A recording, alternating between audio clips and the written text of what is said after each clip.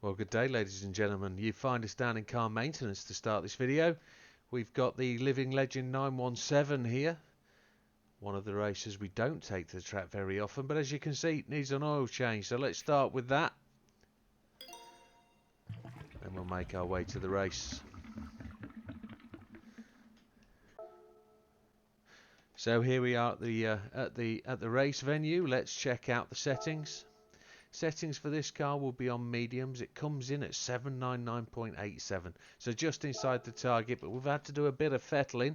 It actually starts out around about 940 pp, so you've really got to take a whack, 840 pp, so you've really got to take a whack of points off. We dropped it down to mediums. Fully customizable suspension comes default with the car. I've changed nothing. Fully customizable diff comes default, but we've changed that down to 555. You'll start to notice that commentator tuning bits. It just makes the car that very much bit more drivable. Rear downforce on 750, front on 500. Probably give it a bit more if you wanted to, get a bit of turning grip. Fully customizable ECU is down to 90 points. Fully customizable racing gearbox, we've just tuned that down to 360, but it's got 8 forward gears, I think. It's 8 forward gears, and it's a bit of a trick to get that turned down in time. You could probably push that up to maybe, if you really wanted to, up to 400 or 420 and give yourself slower gear changes through the rev range, but no, you'll accelerate slower. There are no other changes. The only thing we have done is add the brake balance controller. So we've had to take 10% of power out by reducing that there, and that's it. That brings the car into where it needs to be. Let's get to the race. So here we are at the track. It's a 15-lap race, as we know. This is your grinder. This is the one where you're going to make credits. Assist settings, traction control 1, default ABS. Active stability management on and counter steer assistance strong. We're going to find this car likes to turn without power on. If you've got your power down, it's going to fight you. Controller settings, controller sensitivity 5, force feedback max torque 5, force feedback sensitivity 6. Let's get to the track. So we're going to turn this down to fuel map 2 to give us the 5 laps. It's going to be a 2-stopper. We'll just keep an eye on that as we go. We're kind of expecting some decent lap times. We're not going to match the R92, we know that, but we'd like to give it some sort of a race in the final race. But we're going to let the AI drive these ones, I think. We're going to come to town with something that little bit different.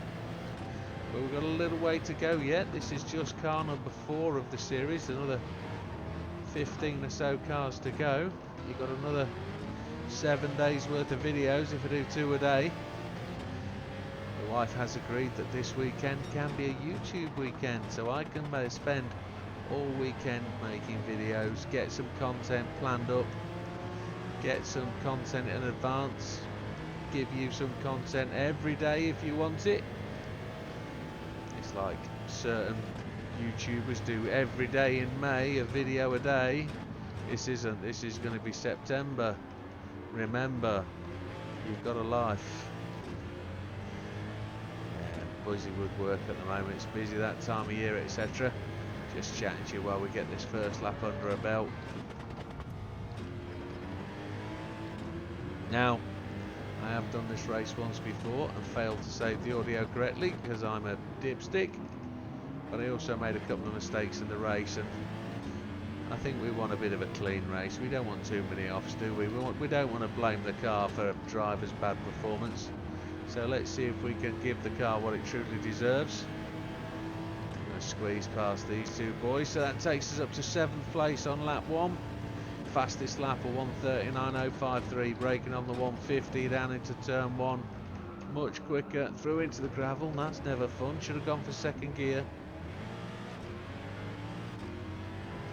Just keep Mr. Grady on the outside there. We lost 5 seconds at least, I'd say there. So there we were talking about giving the car a fair crack of the whip, and got to eliminate these driver errors. So we're still in 7th place, but we came across the line, but we could have been a little bit further up the field. But let's not dwell on it. Let's put those issues behind us. We're still purple, even with running off the track, so we haven't done that badly.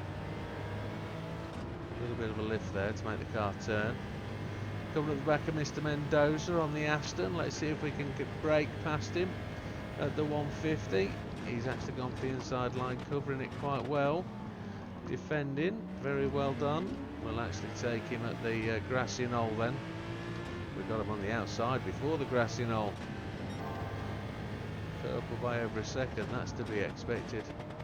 Mr. Fraga.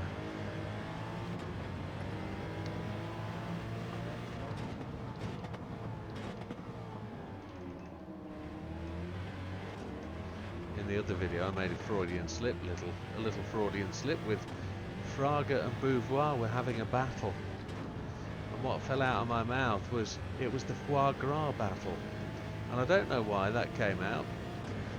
A little bit weird. Right, that's lap 2 done, a 1:38.3. I think we can do much quicker than that.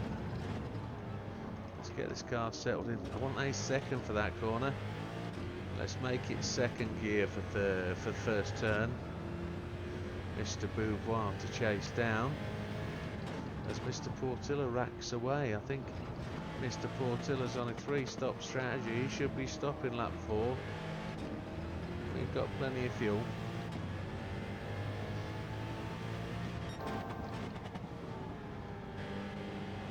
Still purple by 2.45 seconds. Well, that's going to drop us down into the 35s, isn't it? That'd be nice. Maybe not the 35s, the 36s. We shall see. We shall see where that gets us.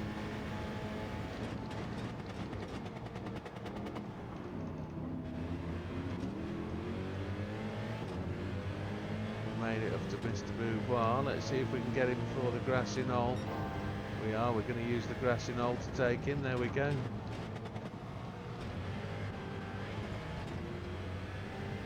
Five seconds behind Mr. Portillo. Don't like slamming the gears.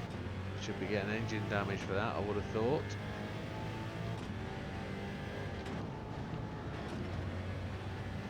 Here he goes, he's charging away, 4.9 seconds. There's a 1:34.6, that's a decent lap time. Fuel map 2.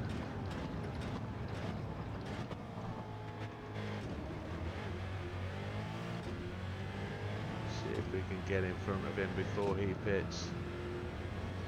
He's pushing really hard, but he's burning too much fuel. If only he would just back out of that just a wee bit.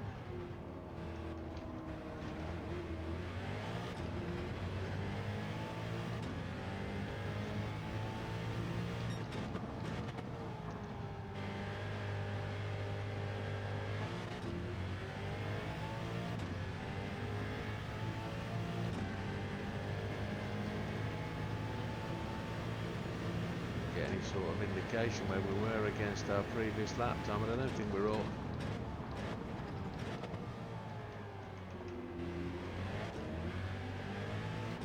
Looks like a potential pass up and around maybe the final corner. He's just managing to get the toe down and burn away from us a little bit. We actually almost got there at the grassy knoll. Stunning car.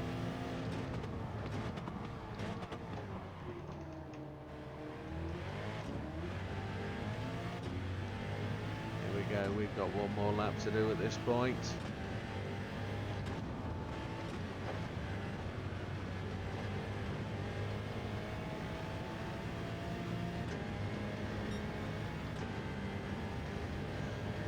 .2 laps remaining. Fuel map 2 is the ticket for this race.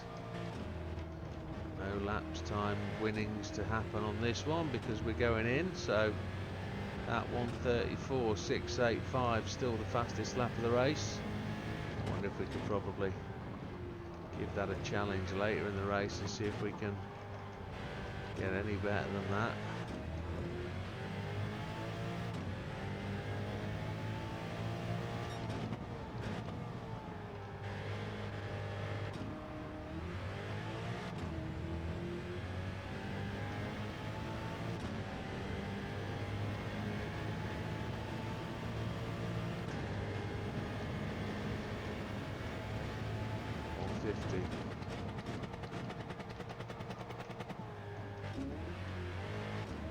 Got a break before the 150, not on the 150. As you can see, that was a bit of a gear slam to get the car slowed down.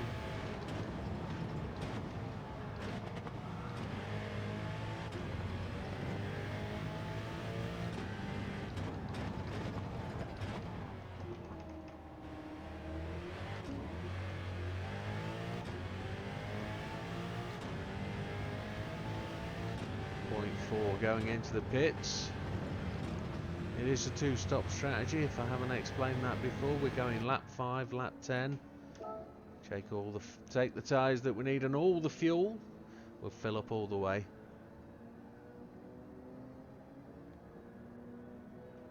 Having 0.3 isn't much security.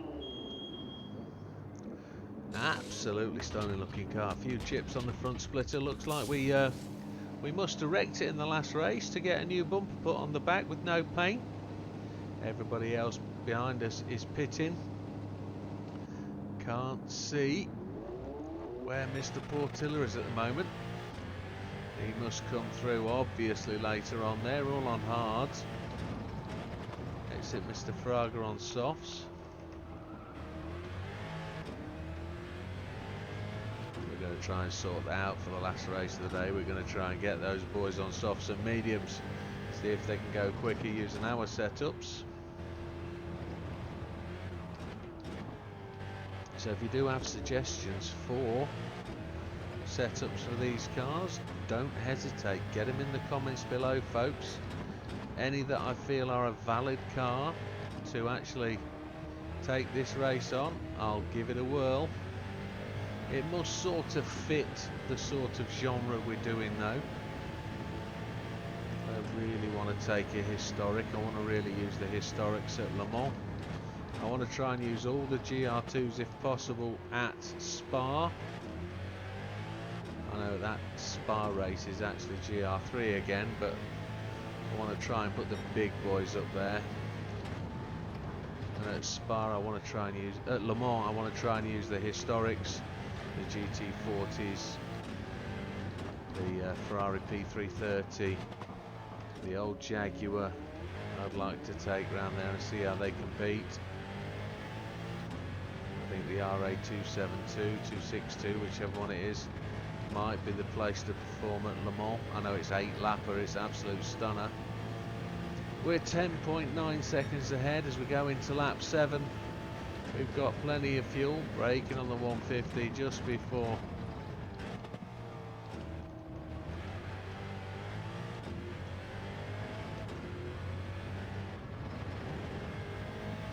Mr. Yamanaka goes to the pits, and Mr. Portilla's made his way through, all the way through the traffic.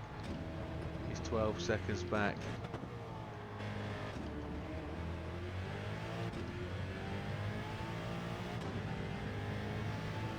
Maintaining a fairly healthy lead at this point. We bounce off the barrier again. That's what I mean about the car not wanting to turn. Once you've got the power down, it's got a straight line. This one doesn't like it.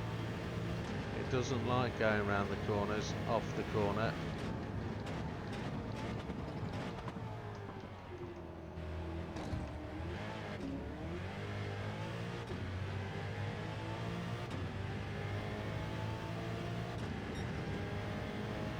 Grassy knoll. Ooh, we straight lined the grassy knoll a bit too much there. Oh, we're hitting everything. Oh, again, driver error. At 12 seconds he's going to eke away. Grindy though. A little bit of forgiving. That all came about from me cutting that apex just a little bit too much of the grassy knoll. That was 3 corners of battery.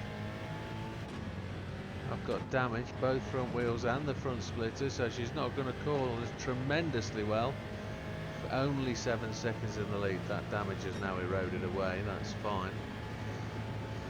And we put in a pitiful 144. So let's see if we can make up for that. We're expecting to win this race by some 100. No, not by 100. By 33 seconds or so would be where we'd like to be. Somewhere in the 25-minute region.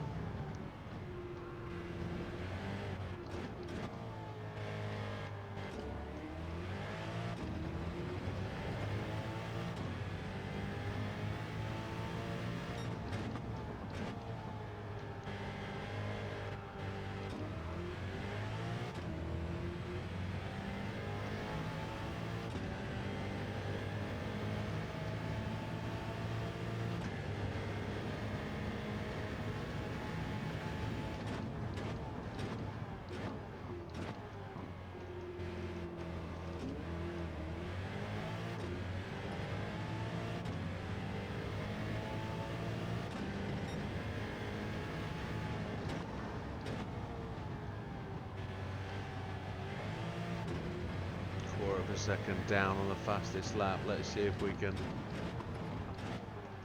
get some recovery. And there we just outbrake ourselves. We can't seem to put decent consistent laps together. And our front end is just wandering as we come through the corner there. Going to short shift. There's a 34.686, just 0.001 off the fastest time as we missed the braking point again. I was looking at the time and doing the calculation.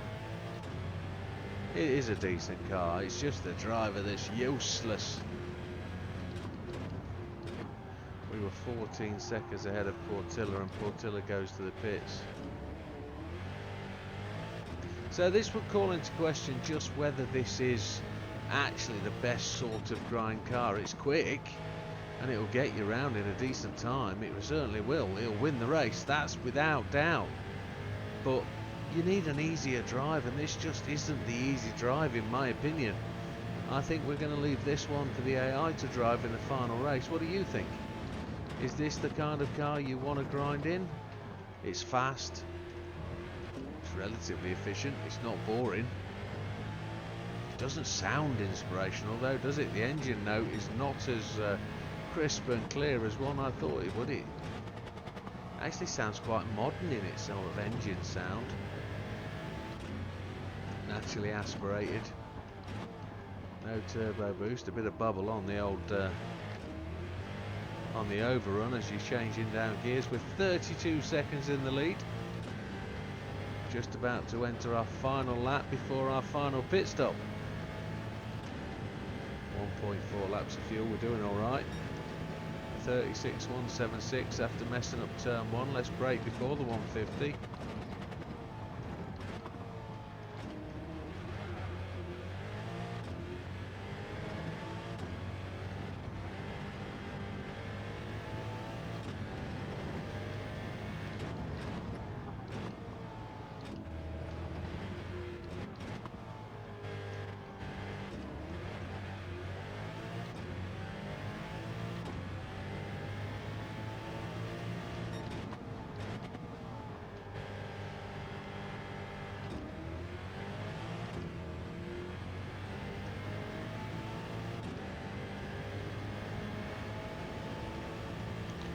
So Fraga's out of the pits, 44 seconds behind us.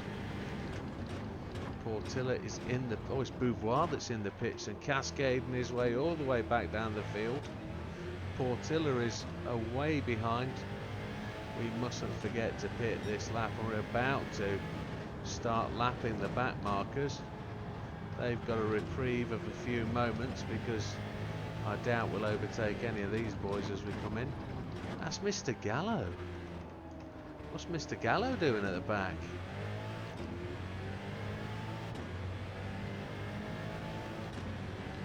Half a lap of fuel left as we go into the pits.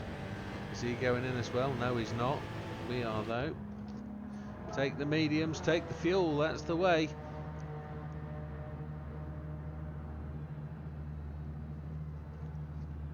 So Mr. Fraga might pit as well. Mr. Portilla will be carrying on, but I think he's got another pit stop to make. Looks like at the end of the race we're going to have a matching black bumper to this one. Got to take all the fuel. It's a relatively efficient fuel fill. There we go. That says 49 seconds in the lead, but I don't think that's going to be the case as we get out here.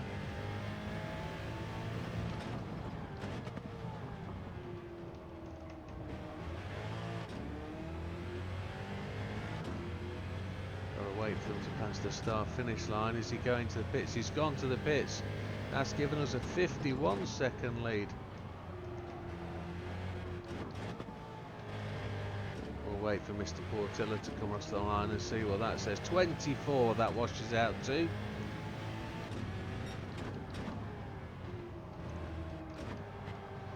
We know Portilla's got to stop again, so it's on Mr. Ordonez at this point. Then Beauvoir, then Fraga, then Lopez. But those guys are in the pits now, so Miazano's coming through. and Fraga, he's recovering after his pit stop, so there's still a fair battle going on behind. Same sort of pattern washes out though. I think there's going to be a run of pit stops and Fraga's going to come through. I think Portilla's definitely got one more stop to go.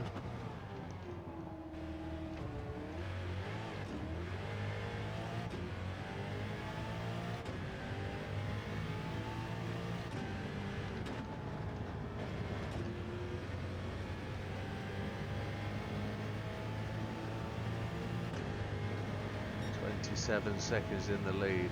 Lap 12, 13, 14, 15, 4 to go.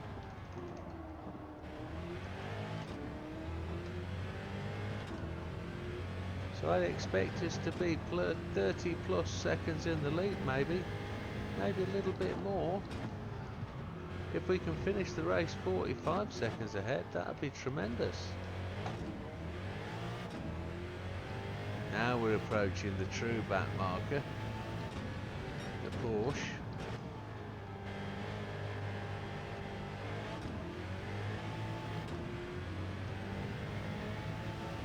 Mr. Innestrosa in 20th place.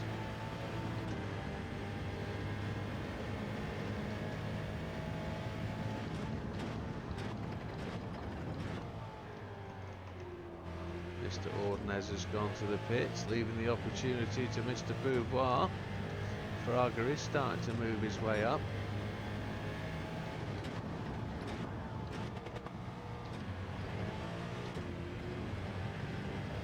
There's a row of 3 cars in front of us. How can we do with those 3? Are all 3 of those guys going to go to the pit as we catch them up? Are we actually going to see them, or are they going to dive down off to our right hand side? No, they're all carrying on. There they go. So there's the 31 seconds we are in the lead. That was a 35, pretty decent lap. Braking on the 150.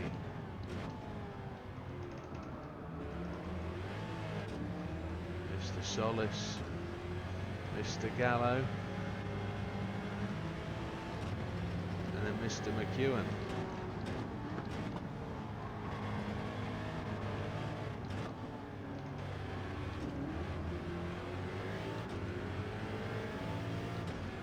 And then is that Mr. Rubbelaar for us to overtake?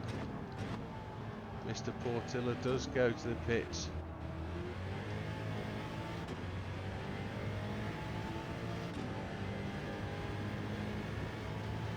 Mr. Mendoza, not Mr. Rubbelaar. Right before the 150.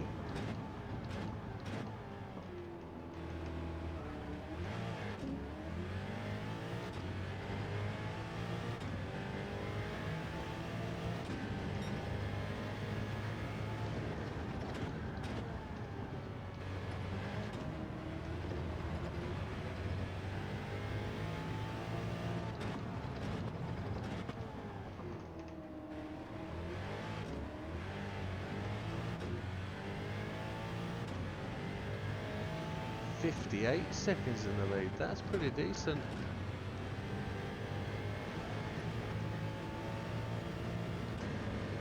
Two laps to go then, lap 14 and 15 as we make our way past Kawakami.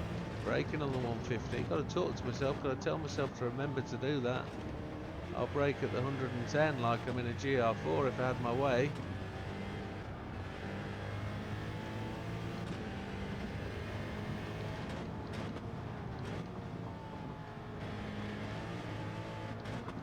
There's Rubbelaar, we thought we'd catch him.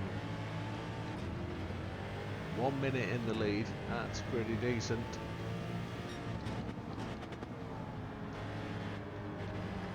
Fastest lap of 1:34.685. We could try that on the last lap if we wanted to try and go for something a bit lower. I think we've got the fuel map. I think we've got the fuel available. I've forgotten to brake. I managed to just clip that wall just to slow us down. Oh, got a brake at the 150. I was counting them down. Beauvoir's gone to the pits. That gives Portilla the lead back again. 1 minute 6 seconds in the lead. I don't think we're going to go for the fastest lap. I think we're just going to maintain calm and drive this to the end and see if we can win by a clear 1 minute 10. That would be tremendous. 3/4 of the lap ahead of anybody.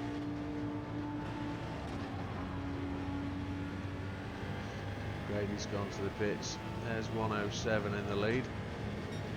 A 36 dead, which is a little bit poor, but we did have an almost mighty wipeout.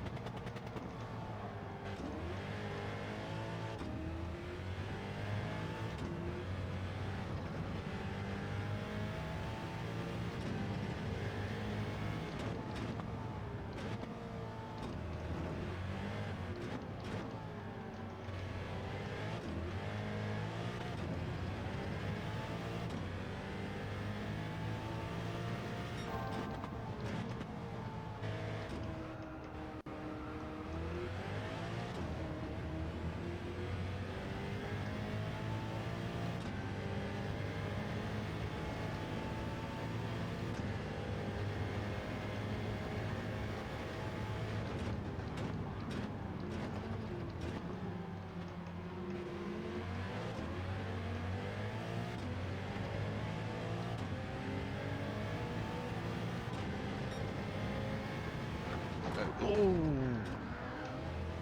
there wasn't room to cross the grassy knoll there, obviously, so the Ferrari decides to just block us on the apex, which we managed to survive. Front end damage and etc. But here we are, fastest lap of the race. What do we think, folks? Not fast, it's the last lap of the race. What do we think? I don't think that's the perfect grinder, but it's perfect for a win as we go past the final time for the pit stop opportunity to finish the race. And there it is, number 23 with a replacement back bumper. Stunning little car, but probably not the grinder for me, not the one I choose. There she is, 25 minutes and 13. So I actually did this race one time before, and that was a 25:36. We'd lapped up to 11th. On this case, we lap up to number 8. Even with 2 shots at that, I'm still not comfortable with that as a car. Probably needs a bit of a tweak of the setup. But a 1:34.685 is a pretty decent lap of the cars I've raced up to now. But it's up to you. It's what you think. Take it to the track if you own it.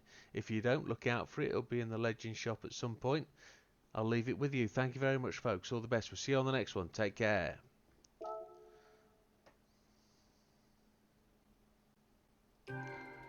Clean race bonus. Almost at the 9 million. Happy days.